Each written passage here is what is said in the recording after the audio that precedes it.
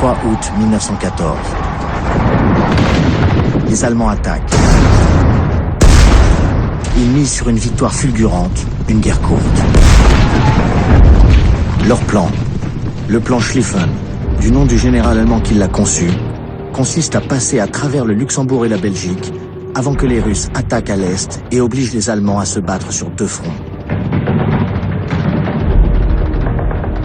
La violation de la neutralité de la Belgique, créée après la défaite de Napoléon pour servir d'état tampon entre le Royaume-Uni, la France et l'Allemagne, entraîne une réaction immédiate de Londres.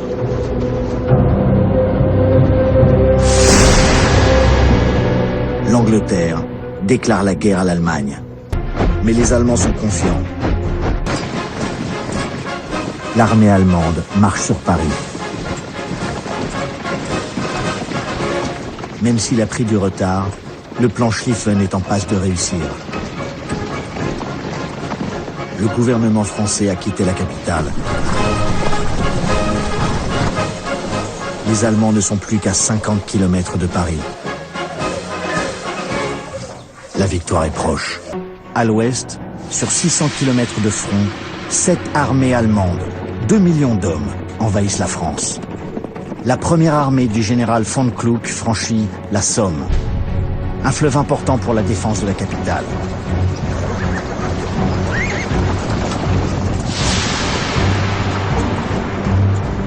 Les officiers allemands répètent à leurs hommes: la victoire est proche, et ce qui vous attend, c'est l'entrée triomphale dans Paris. Les Français ont reculé en se battant sans arrêt. Ils n'en peuvent plus.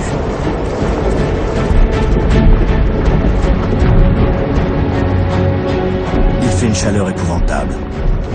C'est le plus bel été depuis le début du siècle. Rares sont ceux qui ont pu se laver, ni même se déchausser depuis un mois. Autour de Paris, la défense s'organise avec tous les moyens possibles.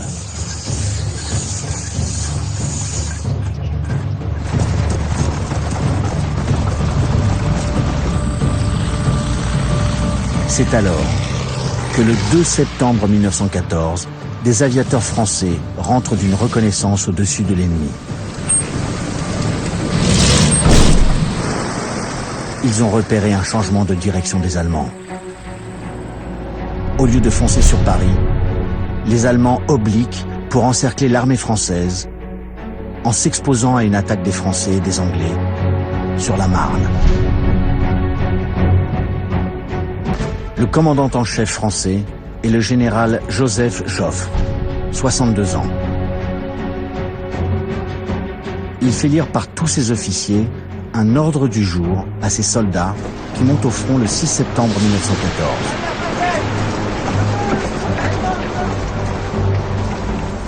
Au moment où s'engage une bataille d'où dépend le salut du pays, une troupe qui ne peut plus avancer devra coûte que coûte garder le terrain conquis et se faire tuer sur place plutôt que de reculer.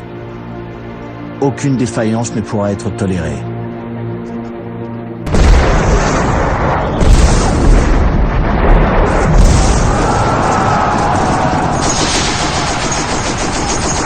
Le 9 septembre, après 3 jours de combat, Français et Britanniques sont vainqueurs, mais au prix d'une hécatombe.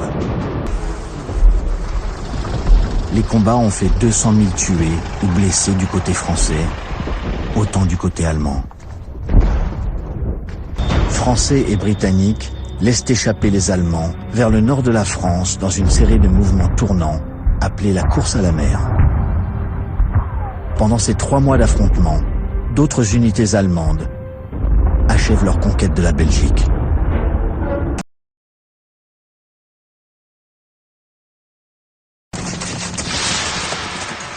Octobre 1914.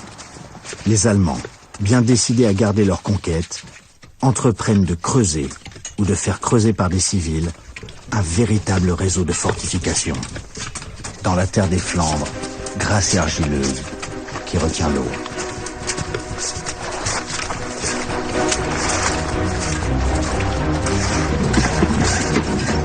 Les Allemands cherchent à rendre vivables ces termitières. L'hiver qui vient les transformera en caveaux glacés.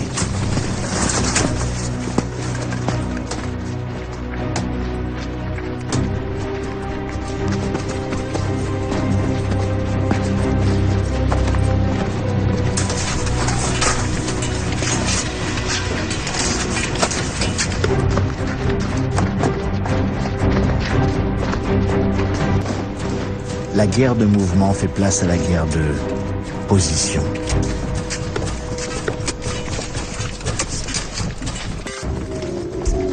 Plus au sud, les Français se contentent de creuser des trous de combat plus ou moins reliés entre eux.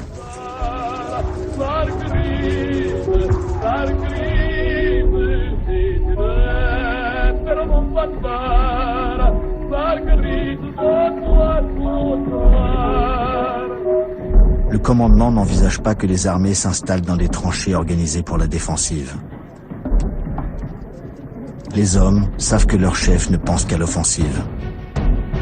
Il faut chasser les Allemands des 10 départements qu'ils occupent, derrière ce qui est maintenant une ligne de tranchées d'une longueur de 700 km, de la mer du Nord à la frontière suisse.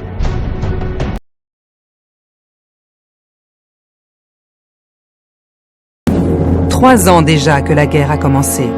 3 ans de combats sans grand résultat. Quels sont les éléments qui vont entraîner son accélération? Outre-Atlantique, depuis le début du conflit, les États-Unis refusent de prendre position. Mais la guerre sous-marine imposée par l'Allemagne met en danger tous les navires, y compris les bâtiments des pays neutres.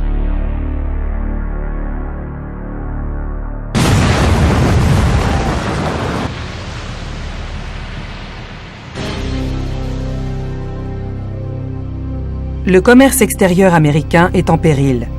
C'est pourquoi le 2 avril 1917, les États-Unis entrent en guerre contre l'Allemagne. « 2 millions de boys américains vont fouler le sol européen.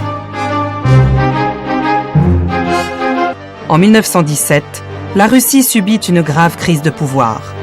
Devant l'importance et la violence des émeutes, le tsar Nicolas II abdique. Quelques mois plus tard, les bolcheviks menés par Lénine provoquent la révolution d'octobre et prennent le pouvoir. L'armistice de Brest-Litovsk est signé.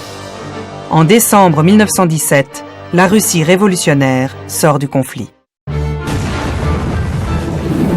Débarrassés de leur ennemi à l'Est, les Allemands se concentrent sur la France. En 1918, ils déclenchent une grande offensive qui marque le retour de la guerre de mouvement. Comment se termine le premier conflit mondial?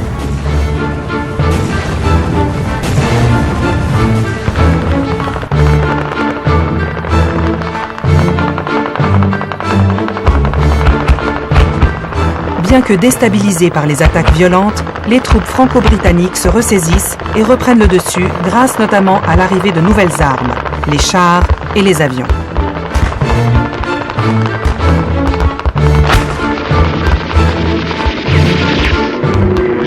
L'Allemagne est repoussée dans ses frontières, minée par des conflits internes et abandonnée par ses alliés, elle doit se résoudre à la défaite. Le 11 novembre, l'armistice franco-allemand est signé à Rotonde.